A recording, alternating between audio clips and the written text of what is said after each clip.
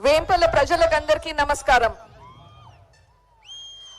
వేంపల్ల అంటే వైఎస్ వివేకానంద రెడ్డి గారికి చాలా చాలా ముఖ్యం. పులివెన్నెల తర్వాత అది పెద్ద ఊరు వేంపల్ల. అంతేకాదు ఇక్కడే మా అమ్మగారు ఒకసారి మండలాధ్యక్షురాలుగా ఉన్నారు. ఇక్కడే ఒక ఆఫీస్ కూడా ఉండేది వైఎస్ వివేకానంద రెడ్డి గారికి. ఇక్కడే ఓకే. ఎప్పుడు తరచూ వచ్చేవారు. ఇక్కడ పొలాలు ఉండేటి. ఇక్కడ ప్రజలకు అందరికీ చాలా చాలా పరిచయస్తుడు. మీకు అందరికీ కొత్త మనిషి కాదు. వైఎస్ వివేకానంద రెడ్డి, వైఎస్ రాజశేఖర రెడ్డి గురించి మీకు ఏది కొత్తగా చెప్పాల్సిన అవసరం లేదు. ఇంకా మీరే నాకు చెప్తారు వాళ్ళు ఇట్లా చేశారు అట్లా చేశారు అని చెప్పి. గత 2-3 రోజులుగా ఇక్కడ చాలా మందిని కలుస్తూ ఉన్నాను. నాకు తెలియనివి చాలా చెప్తూ ఉన్నారు. కొన్ని ఉదాహరణలు.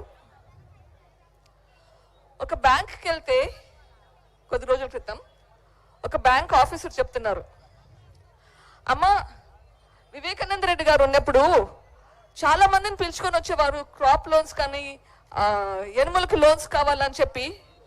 ఇప్పుడు అట్లా ఎవరు పిలుచుకొని వచ్చే వాళ్ళే లేరు.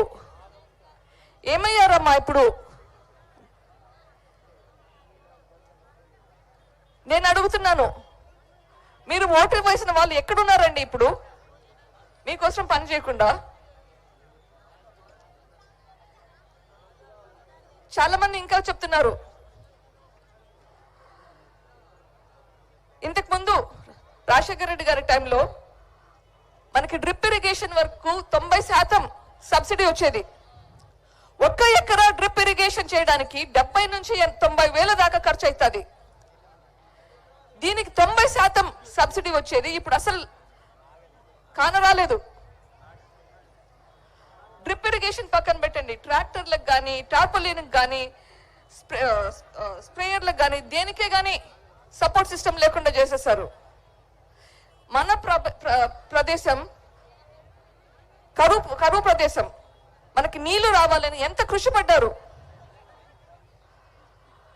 కానీ ఇంతకంటే ఎక్కువ నాకు అర్థమైంది వచ్చేసి వివేకానంద రెడ్డి గారికి మీరు చూపించే ఆప్యాయత, అనుబంధం. ఒక్కొక్కరితో మాట్లాడుతుంటే ఏడుపు వస్తున్నాయి, కళ్ళు నీళ్ళు వస్తున్నాయి. మీరు ఇప్పుడు నిర్ణయం చేసుకోవాల్సిన సమయం వచ్చింది. అంటే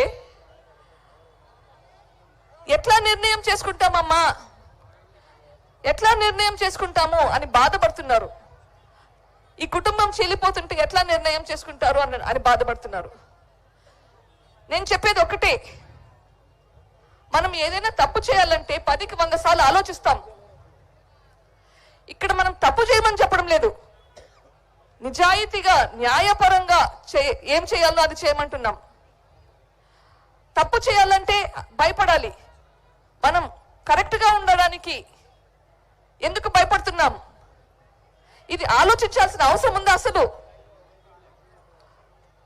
మీకు మీ మనిషికి జరిగిన అన్యాయం గురించి మాట్లాడడానికి ఎందుకు భయపడాలి? ఇదంతా విన్నాక మీరందరినీ ఇక్కడ చూస్తుంటే చాలా చాలా మనసు ఉప్పొంగిపోతుంది. ఇప్పుడు మనం న్యాయం వైపు ఉన్నామా అన్యాయం వైపు ఉన్నామా ఆలోచించాలి. అంతే. మన డిసిషన్ మేకింగ్ అనేది చాలా సులభమవుతుంది. ధర్మం వైపు ఉన్నామా అధర్మం వైపు ఉన్నామా, మన కోసం పోరాడే మన షర్మిలమ్మ వైపు ఉన్నామా లేదా, మన కోసం పోరాడే షర్మిలమ్మ వైపు ఉన్నామా లేదా? మన కోసం పోరాడే మనిషి కావాలంటే మనం షర్మిలమ్మకు ఓటు వేసి గెలిపించుకోవాలి.